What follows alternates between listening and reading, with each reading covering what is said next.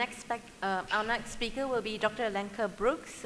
She's a consultant gastroenterologist in Sheffield Teaching Hospital, and she's specialized in inflammatory bowel disease, and she's also a lead in the IBD transition in Sheffield. Thanks, Ting. Thanks, everyone. So today I'm going to give a whistle-stop tour of new small molecules in IBD.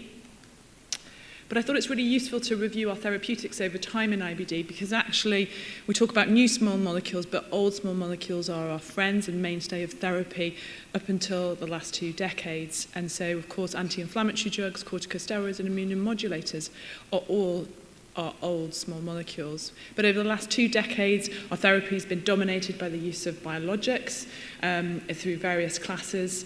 But we're now moving into an exciting era of the new small molecules. And this is going to open up a lot of opportunities for us and for our patients because small molecules, because of generally they're oral, they're easy to take, may require less monitoring. They offer a lot of advantages to patients. So we're going to today discuss briefly JAK inhibitor therapy, sphygmosine 1-phosphate receptor modulation. I'm not today, in the interest of time, going to discuss the phosphodiesterase 4 inhibitors because apremilast, which has been recently presented at various conferences last year, did not meet primary endpoints in UC trials.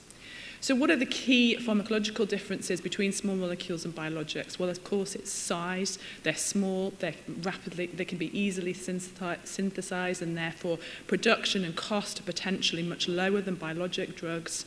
They're physically stable. They can work intracellularly or extracellularly. They, due to not having one single target, may have off-target effects, and therefore safety is of considerable concern, though. However, we don't seem to have problems with immunogenicity that we do spend a lot of time dealing with in biologics, certainly in the anti-TNFs. So we're going to just briefly touch on the sphygmosine 1-phosphate receptor modulation. And some of you will have heard of this class of drug. Sphygmosine 1-phosphate receptor modulation, it has a lot of diverse biological functions. Essentially, in an IBD perspective, we think that it's probably working by affecting T cells, by preventing T cells exiting the lymphatic system. And the first of these S1P phosphate receptor modulation molecules to be marketed is fingolimod, which has been used in multiple sclerosis. That's a pan-S1P receptor modulator. It's important to just briefly say that that's been used quite extensively in multiple sclerosis, and there are some side effects because of S1P phosphate receptor effect on heart rate. There are some cardiac concerns with that drug that require monitoring and potentially avoiding in certain populations. But in terms of more selective S1P phosphate receptor modulation, we're going to today just talk about ozanimod and Estrasimod. And first of all, just going to touch on the True North trial of ozanimod, where S1P receptor modulation is more specific and selective to S1P and S1P1 and 5. Sorry, it's a bit of a mouthful. And essentially, this very large phase 3 trial, which has been presented at DDW this year, has shown efficacy at the week 10 point in terms of clinical remission. And you can see here on the right of the slide, I think it's around 18% for the active treatment arm versus placebo at 6%. And what's interesting about this is that we're seeing very early effect size in terms of reducing rectal bleeding, but also in clinical biomarkers such as CRP and fecal calprotectin, showing discernible changes at week 5 and 10. This seems to be a safe drug, and in the open label extension at week 52, there does seem to be maintained efficacy as well. But there are still concerns, despite the more selective nature of this drug, in terms of cardiovascular risk and macular edema. Estrasimod is another selective S1P receptor modulator, currently in phase 2 double-blind placebo-controlled trials in ulcerative colitis. This is a much smaller trial by Sanborn in Gastroenterology last year, looking at 1 milligram versus 2 milligram versus placebo, and essentially primary endpoint was met for 2 milligrams in terms of an improvement in the modified Mayo clinical score. And again, the open label extension of that seemed to maintain efficacy and have reasonable safety data with no new signals, and importantly, no need for dose titration, which we'll come on to with JAK inhibition. So the JAK inhibitors, which you may be more familiar with in your practice, we're just going to touch on now in more detail. So JAK inhibitors in terms of a mechanism of action, this nice diagram from original rheumatology trials, essentially IBD susceptibility genes are found in a JAK-STAT pathway, and we know that cytokine inflammation drives IBD, and therefore if we are able to inhibit certain pro-inflammatory cytokines which signal through the JAK-STAT pathway, we may be able to treat inflammatory bowel disease, but of course other inflammatory conditions. There are 4 members of the JAK family, JAK 1 through to 3 and TYK2. And here you can see how Tofacitinib prevents translocation of the STAT into the nucleus and prevents phosphorylation, and there's, as a result, preventing downregulation of pro-inflammatory cytokines.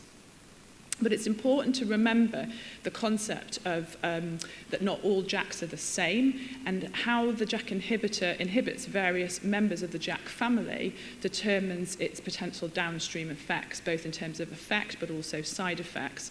And I'd liken this to thinking about the keys of a piano. So how hard you touch or release the piano affects the effect size. And so this is the JAKi Pipeline for IBD, and I think I'm not going to go into all of this today, but it shows you the depth and breadth of where we're going in terms of small molecules and the JAK inhibitor pipeline. Of course, Tofacitinib, we know relatively well. This is a pan-JAK inhibitor, and in vitro seems to inhibit all 3, JAK 1 to 3, but seems in practice to have more inhibition of JAK 1 and 3. This has US and European, obviously UK approval for the treatment of ulcerative colitis.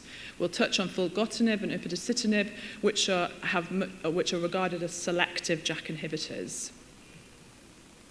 So Tofacitinib, in terms of the pivotal trials, you will have heard probably of OCTAVE 1 and OCTAVE 2 and the SUSTAIN trial up to 52 weeks. And essentially, it shows in both of the induction trials, OCTAVE 1 and 2, that remission was met at the week 8 point, and again, similar sort of trial results at 18 versus 8% for placebo.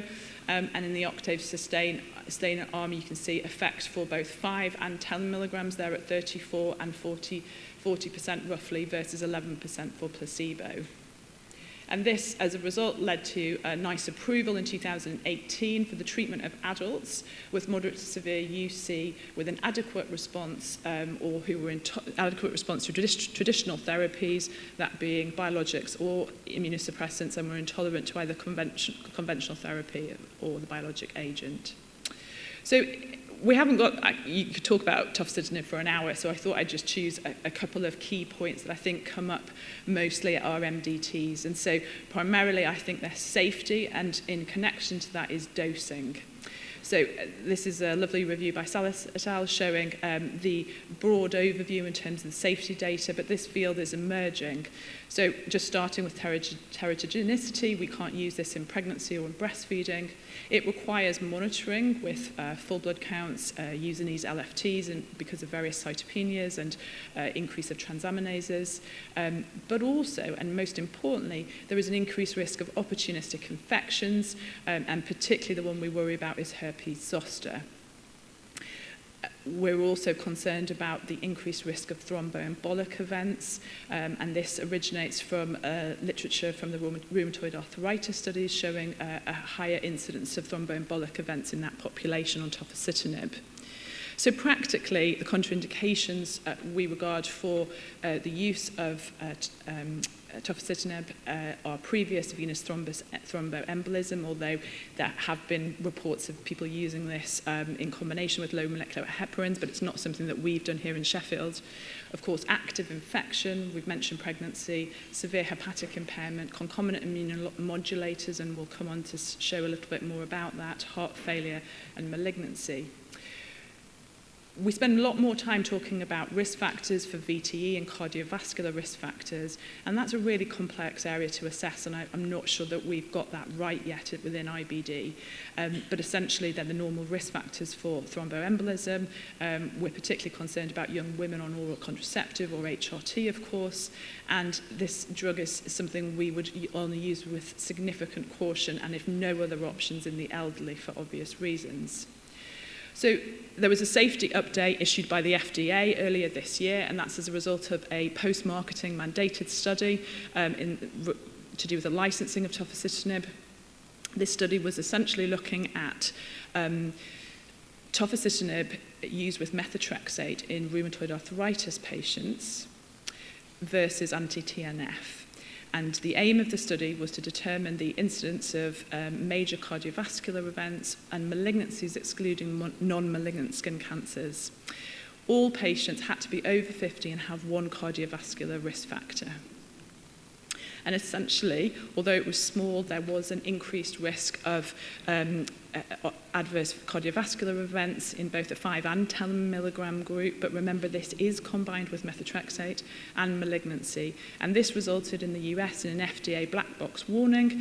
Their indications for use in UC were changed. And of course, as we know, use minimal dose where possible. But how does this really translate in terms of the everyday IBD clinic, in terms of what dose do we use?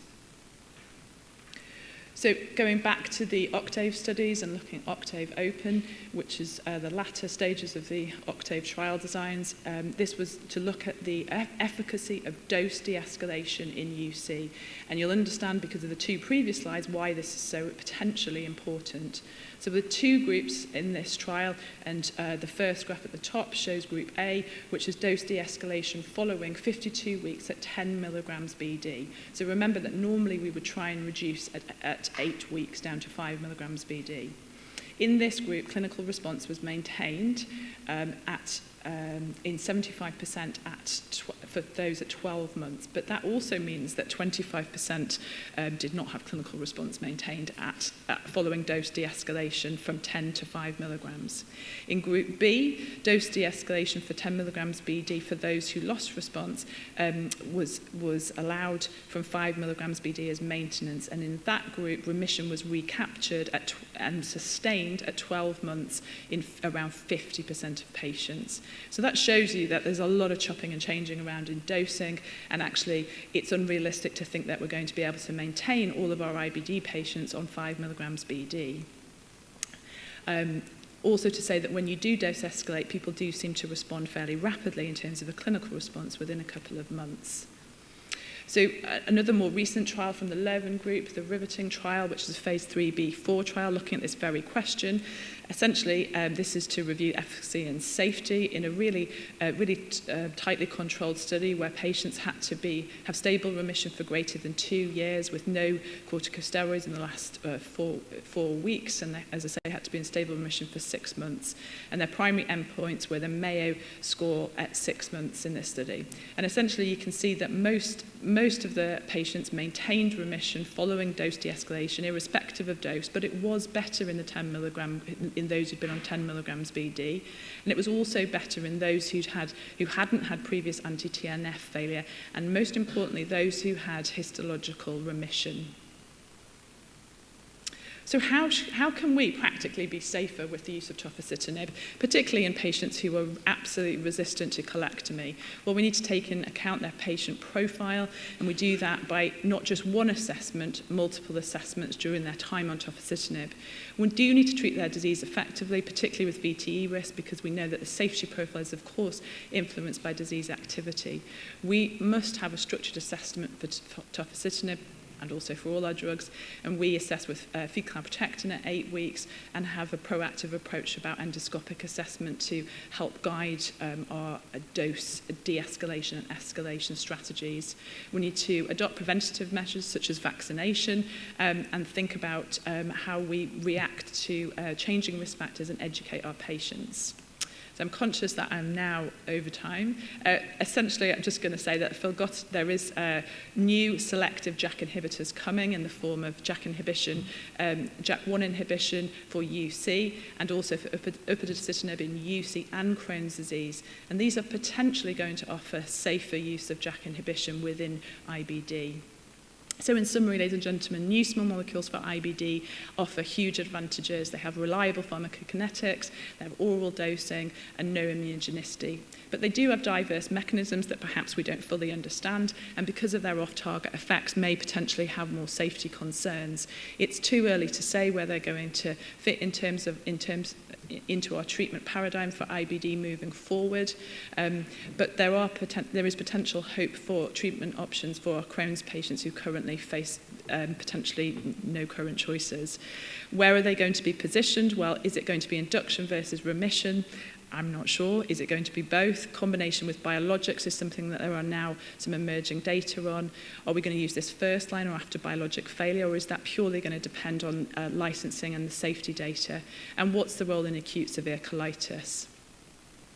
And just to touch on, once again, thinking about where we've come from and where we're going, traditional combination therapy we're very used to as IBDologists using.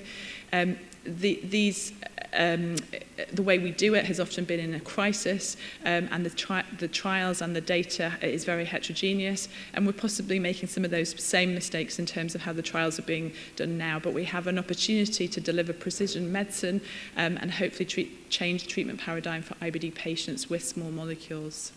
Thank you. Any questions? Thanks, Alenka.